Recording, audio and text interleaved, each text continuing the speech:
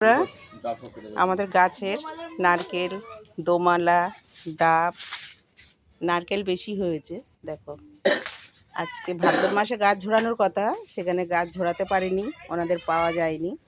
এই ডাবগুলো কেটে আলাদা রাখবো, দোমালা আলাদা রাখবো, আর ঝুনো নারকেলগুলো একটা বস্তায় ভরে রেখে দেবো। সময় অসময় সব লাগে, সব মেয়েদেরকে দেবো, খাবে। দেখেছো?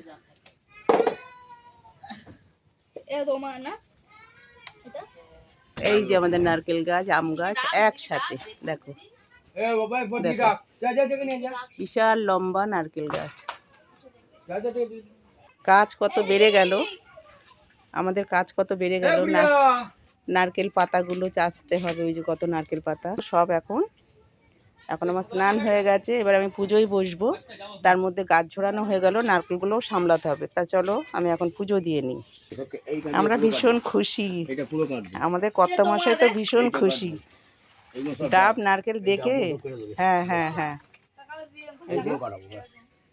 ওই যে দোমালাটা আনো, দোমালার কাঁদি, এই যে সামনে সামনে সামনে। হ্যাঁ হ্যাঁ, এইটা এইটা, হ্যাঁ হ্যাঁ এইটা এইটা এইটা।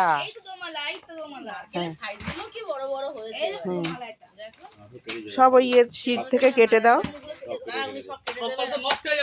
হ্যাঁ,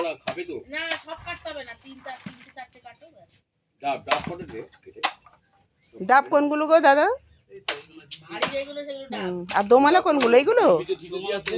ও আচ্ছা, নারকেল বেশি হয়নি, কিন্তু দোমালা তাও ভালোই হয়েছে। আমাদের মানে পিঠে পাটা খাওয়া হয়ে যাবে শীতকালটা, পিঠে খেতে পারবো।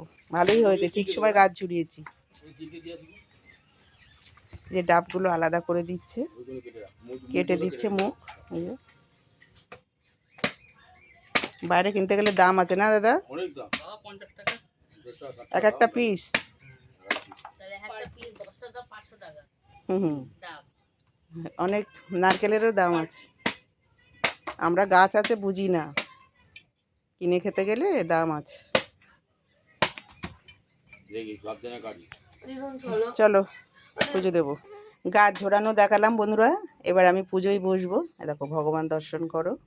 রাধে রাধে, জয় শ্রীকৃষ্ণ। আমি এখন পুজোয় বসবো। তো এখনকার মতো ভিডিওটা এইটুকু, টাটা। সবাই ভালো থেকো, ঠাকুরের কাছে প্রার্থনা করি ঠাকুর সকলকে ভালো রাখো, সুস্থ রাখো, মঙ্গল করো সকলকে। টাটা।